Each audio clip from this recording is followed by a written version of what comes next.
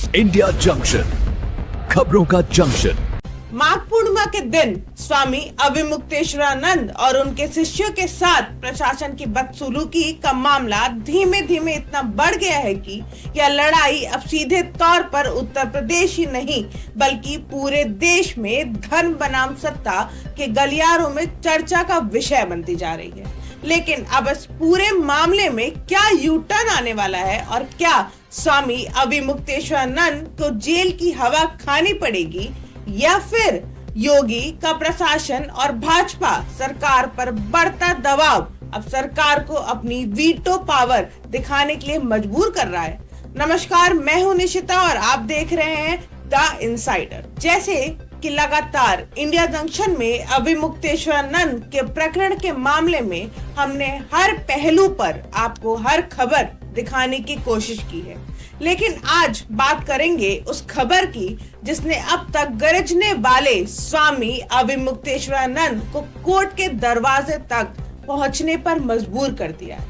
दरअसल मामला जुड़ा हुआ है दो बच्चों के यौन शोषण से और दो बच्चों की यौन शोषण की कहानी आशुतोष ब्रह्मचारी ने पुलिस के सामने रखी है। लेकिन इस मामले में यू टर्न आता हुआ दिखाई दे रहा है क्योंकि स्वामी अविमुक्तेश्वरानंद ने अपने ऊपर लगे हुए आरोपों को झूठा करार दिया है। यही नहीं, इस पूरे मामले में स्वामी अविमुक्तेश्वरानंद ने एक तस्वीर जारी कर मीडिया के सामने अपनी बात भी रखी है और यह कहा है कि जिस आशुतोष ब्रह्मचारी ने उनके ऊपर दो बच्चों की यौन शोषण के आरोप लगाते हुए एफआईआर दर्ज करवाई है, उनके एसीपी अजय पाल शर्मा ने घनिष्ठ रिश्ते हैं, जिस वजह से उनके ऊपर सियासी साजिश के तहत मुकदमा दर्ज किया गया है। यह मुकदमा पॉस्को स्पेशल कोर्ट के आदेश के बाद स्वामी अविमुक्तेश्वरानंद पर केस दर्ज हुआ था। भले ही स्वामी अविमुक्तेश्वरानंद इस पूरे मामले को सरकार की ओर से की जा रही साजिश करार दे रहे हैं, लेकिन अंदर ही अंदर वह अपनी तैयारी भी कर रहे हैं।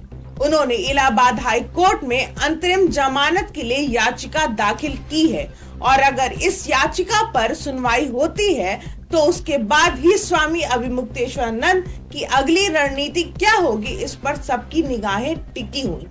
लेकिन इस बीच स्वामी अविमुक्तेश्वरानंद को जेल जाने का डर बेहद सता रहा है। फिलहाल योगी सरकार से पंगा लेना स्वामी अविमुक्तेश्वरानंद के लिए भारी पड़ता जा रहा है। जानकारों की अगर माने तो शंकराचार्य ने सरकार के विरुद्ध जिस तरह से लखनऊ में घेराबंदी करने के लिए पूरा प्लान बनाया था, अब उस प्लान पर कहीं ना कहीं ब्रेक लगाया है और स्वामी खुद कानूनी कार्रवाई में उलझ गए हैं। अब देखना यह है कि हाई कोर्ट में इस मामले को लेकर क्या सुनवाई होती है और अगला कदम शंकराचार्य अविमुक्तेश्वरानंद का योगी सरकार के खिलाफ क्या होने वाला है। तब तक बने रहें हमारे साथ इंडिया जंक्शन। इंडिया जंक्शन, खबरों का जंक्शन।